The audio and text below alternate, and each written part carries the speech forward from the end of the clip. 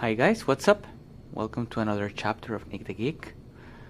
This week we're gonna continue talking about fraction. Last week we talked about addition and subtraction, and this week we're gonna talk a little bit about multiplication and division. So we're gonna solve problems like this two that we have here. So welcome, and here we go.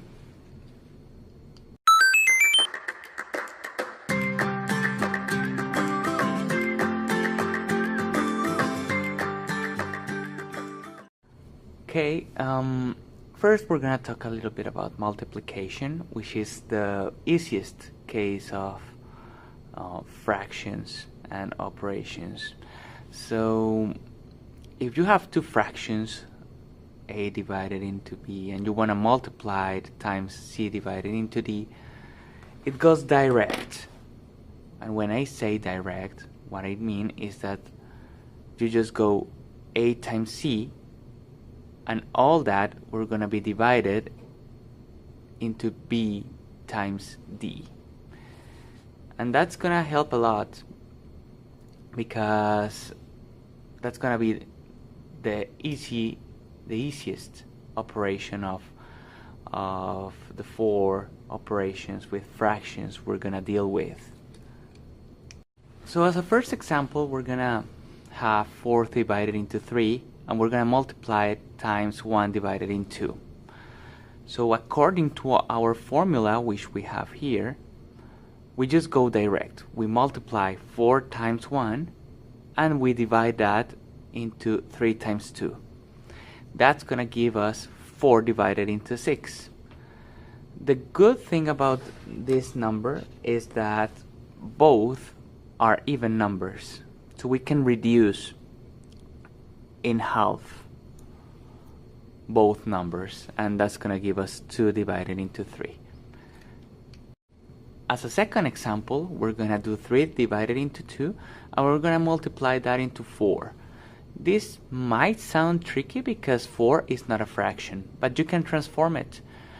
What we're going to do is we're going to still use the 3 divided into 2, and then we're going to multiply that times 4 divided in 1. 4 divided in 1 is the same thing as 4. So we go direct. 3 times 4, and we divide that into 2 times 1. That's going to be 12 divided in 2, and that's going to be 6, which is our final answer. Now we're going to talk a little bit about division. If we want to divide two fractions, what we need to do is we're going to leave the first fraction as it is, and the second one we're going to invert it. So in this case, c divided into b is going to be d divided into c, and then we're going to multiply direct as we've seen before. So we go a times d divided into b times c, and that's going to be the result. So as a first example, we're going to do 3 divided in 2, and we're going to divide this fraction in 4 divided in 5. So according to our formula that we have here, we just need to invert the 4 divided in 5. And we're going to turn them into 5 divided in 4. And then we're not going to divide, and instead of that we're going to multiply. So it's going to be 3 times 5 divided into 2 times 4.